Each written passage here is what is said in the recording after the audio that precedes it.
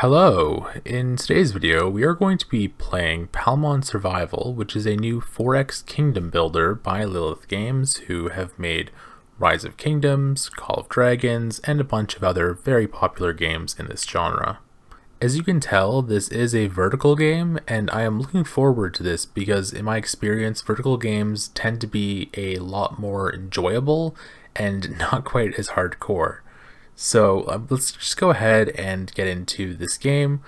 In this video, I am going to be going over some of the very basic mechanics in this game, as well as taking a look at what the future of the game is shaping up to look like the patch notes and that sort of thing, and also just appreciating the art style. If you take a look around your city, which I haven't unlocked everything of, this is like a test account here, so I haven't leveled it up very far yet. I need to make a new account for that. But you can see that we do have like a pretty dynamic base. Maybe you're not quite able to zoom out as much as you would like to, but I like the intricacies here of your own base. And then when you go out into the actual world, the world is pretty simplified, which I think is good. Because when you get into like some heavy activity and fighting and things, you probably don't want insane graphics in most scenarios. And you can also zoom out really far. So you can see all of the different zones in this very like abstract way, and then you can zoom back in and it all kind of makes sense. Anyways, let's go ahead and start at the beginning of this game, which is the tutorial. When you start out in the tutorial of this game, you are in this kind of like top-down view here, and your goal is to collect resources to expand your island. And the game also does teach you some of the core mechanics here as well. So the first one being resource collection, which you do manually at the start. And then of course you do get the ability to automate that. And you do also experience Palmon capturing in this as well. So what this looks like is you go into a fight, and in this case you are shooting a laser at a Palmon in an attempt to catch it. And you do end up doing this in the end game as well. Now you don't stay in this phase forever here, so let me go ahead and fast forward to when you get into the more familiar view that you'll all be used to. And also, one tip that I can give you while you're going through your tutorial phase is that you will eventually need to follow this main quest line here and upgrade a Palmon. So you can either do whatever it suggests here, or you can get Lucidina, who would definitely be the most powerful option and have the most long-term utility. This is this game's equivalent of a VIP hero, so if you're thinking Minamoto from Rise of Kingdoms or Lilia from Call of Dragons. And the reason why I'm mentioning this is that you do have to at least upgrade your Palmons a few times before you take on Spinchilla, but then after this, you do have some more difficult PvE tasks. So let's go ahead and just upgrade this guy, who I believe is a tank. Seems to have a very high defense. You can see there his defense is 87. So let's go ahead and upgrade him, I guess, to like level 10, which seems like a good spot to be. And then if this guy is on the front line, it should be completely fine to take out Spinchilla. And then after this, level them up. And you do have like a little boss fight before you are completely finished with the tutorial. So that's why you need to do a little bit of leveling up inside the tutorial itself. And of course that does teach you some of the mechanics there. You can see once you capture Spinchilla, you are able to redeploy them as well on your side in this little fight. So it is important when you are capturing a Palmon, at least at the start, to target the Palmon that you're capturing. That way you have a little bit more of an effective fighting force. And even after you are through the tutorial, it's important to continue expanding your island because you do come across these chests, and expanding your island just gives you access to more important things. Here we see we do get 5 Spinchilla tokens. We can also go ahead and see what those do. And what these do is they upgrade the star levels on your Palmon. So you can see we can go ahead and spend these 5 Spinchilla tokens here, and we get some not even that bad upgrades here. It's like a 30% upgrade, really big upgrade on the defense too, so we'll go ahead and do that. And we do eventually get access to skills as well later, but we won't go into that right now since we don't have it unlocked yet. And here's where we get to the point that we were able to have a bird's eye view. It's after you fight this unicorn here, and after you capture this does give buffs to your entire squad, which is something that we will go into now. Well, like, what exactly is a squad? So here is our first squad camp, and what a squad camp is it is a group of 5 Palmon that you use to do different PvE and PvP tasks out in the world, and you also later use Armigos along with your Palmon in order to fight. Armigos are basically what you can think of as troops, and in this case Palmon is what you can think of as your heroes or your commanders, etc. So in order to do your PvE tasks, for the more basic ones, you're going to want to go out into the world with the button here in the bottom right, and then search for Bullymon to attack. Bullymon here are the normal enemies, which you can attack by yourselves, and then the bully bosses are the objectives that you can rally if you are in a alliance or a guild in this game. So it's important to keep these in mind, but in this game there are also intel quests here with your scowl perch. So these are extremely important. Here you can both capture Palmon, and you can do different random tasks as well. So this one here is to rescue Armigos, so of course we want more troops to fight. So what we do here is we send out a scout to go ahead and get those guys back, and then we can also go ahead and capture a Palmon as well. So let's go ahead and do that.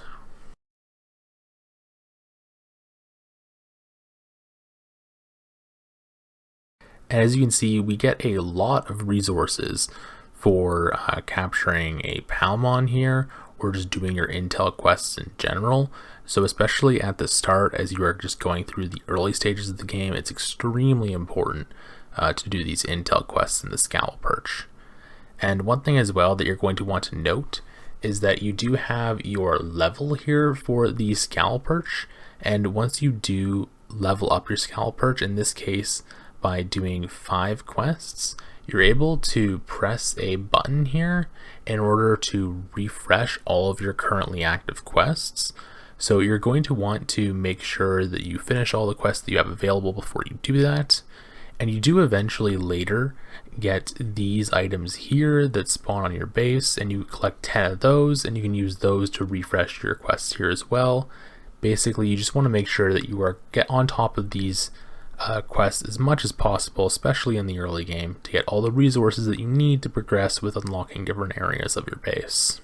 And in order to capture one of these Palmons after you defeat it, you have to go to the location and press the capture button, and then you go into this animation here. So you start off with a 20% chance of capturing the Palmon, and then regardless of your success or failure in that attempt, your chance will go up. So you see here we did succeed, so now in the future we will have a 50% chance. You can see that on the right side of the circle here of capturing this Palmon, and if we did fail to capture the Palmon, we would also have a 50% chance in the future of catching it. It's just good to have a pity like this, especially when you get into the more rare versions of these Palmon. Now, aside from just capturing Palmon out in the wild, let's go ahead and take a look at the other ways that we're going to want to go ahead and get these. And this is primarily through the hatchery here. Once you get into the hatchery here, you're going to use this currency called Palmon eggs in order to recruit new Palmon. This is a very similar mechanic as is in several games. You can see the probability by clicking this eye icon with like the calendar thing in the top right. And one thing that you do want to do before you do these pulls is you want to go to the dismiss settings, and by default it'll be on dismiss all, so it's only going to keep like really good Palmons, I think with like S tier traits. But what you want to do is click don't dismiss. And the reason for this is that you are going to want to hunt down Palmon that give you passive buffs when you apply them to certain buildings throughout your camp here. So for example, you can get like build speed buff. Let me go ahead, like see this guy, he has a sawing output increase, And yeah, you're going to want to collect these guys. So make sure you disable that before you go ahead and do any of your pulls here with your Palmon eggs. With that being said, we'll go ahead and do this 10 pull, and we don't get lucky, or well, I guess that's just the first egg. Okay, so we get a little bit lucky here. We get 2 epics, but I don't think that either of these, yeah, that doesn't have an economy thing. This doesn't have an economy thing. Let's see. Food consumption minus 50% when eating. That seems good. So if we can get this guy onto a job, that might be great, at least at the start. Basically, you just want to collect these Palmon, 10% movement speed, that's cool. You want to collect Palmon at the start that have traits like this, with increased output, reduced build time, reduced research time, and things like that. And then once you get a Palmon, for example, that you don't care about, see maybe this guy. Oh, well, we actually do want this guy for the charging output. Maybe this Spinchilla here.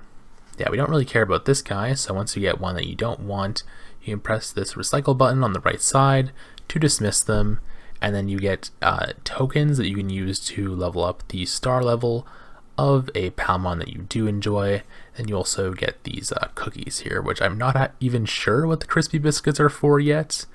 Food for fighting boss Palmon to use to increase their taming levels. Okay, there we go. We'll figure that out later. I'm still new to this game and making guides as we go. Now, I did go back to my first test account here to show you this, and this is the nursery. Here is where you take 2 Palmon and you breed them together. Let's just go ahead and go over the rules of this, since this is a very integral part of the game. So you select any 2 Palmon and spend 1 wreath to obtain a new Palmon. The new Palmon will be the same as the Palmon on the left. So for example, if I wanted another one of these Palmons, I could breed it with this in theory, and I will get the Palmon on the left again with different attributes, I assume. The rarity of the wreath that you will need is determined by the highest tier of Palmon you use. So if you're going to use this one, then of course you will need one of the legendary wreaths. And the new Palmon will inherit 1 to 4 of the traits of the selected Palmon. So for example here, I have this Palmon with S tier prodigy, minus 900 seconds when spent analyzing, which is basically research. So this is something that I would be really interested in getting another copy of. So I'm going to go ahead and attempt to breed these Palmon together. So we want this guy on the left side, and then probably this one on the right side. You probably don't want a very high amount of attributes here, since you can only have 1 to 4 traits, not attributes. You only have 1 to 4 traits in total. Let's go ahead and breed these together and see what we get. So there is an 8-hour cooldown on this, but since this is a test account, we'll go ahead and use all of these speed ups and see if potentially we can get lucky here. So we are looking for the same attribute, and we did get the same attribute. Nice. So we did get an S tier prodigy again. So now we should have 2 of these Palmons here. We have, we have 2 Palmons, both with S tier prodigy, which is amazing. And one of the key ways to get this currency to do this, at least in the early game, is to go into your daily activity through quests here and get to 120 activity, which gives you this chest, which has a random probability of giving you one of any of the 3 different tiers of wreaths. And now, before we go ahead and take a look at the patch notes, there are a couple more things that you definitely want to pay note to. The first thing is the Pallite Investor. So the Pallite Investor is where you spend your Pallite, which is this pink currency, and then you log in over 7 days and you get all of it back. So you can see in this first tier, you get all of this gold, which is super helpful, especially for progressing in the early game. Then if you do have more Pallite, you can also go for the 2nd and 3rd tier of this, which is the Advanced and Master Supply, which seems like an insanely high value. You get all of the experience that you need to upgrade your Palmon, as well as these catchers to have I believe it's a higher chance of capturing ultra rare Palmon, or maybe even a chance at all. Again, I haven't quite had a chance to experience that myself yet. And then one thing that you do want to pay attention to as well is your Palmon Assignment. So you can go ahead and click this button here in the bottom left to see that. And yeah, here you can just make sure that you have the right people assigned to different tasks to increase their output. You can see we can increase outputs here by quite a lot, like 33% on this ore stockpile, 30% here on this furnace, etc.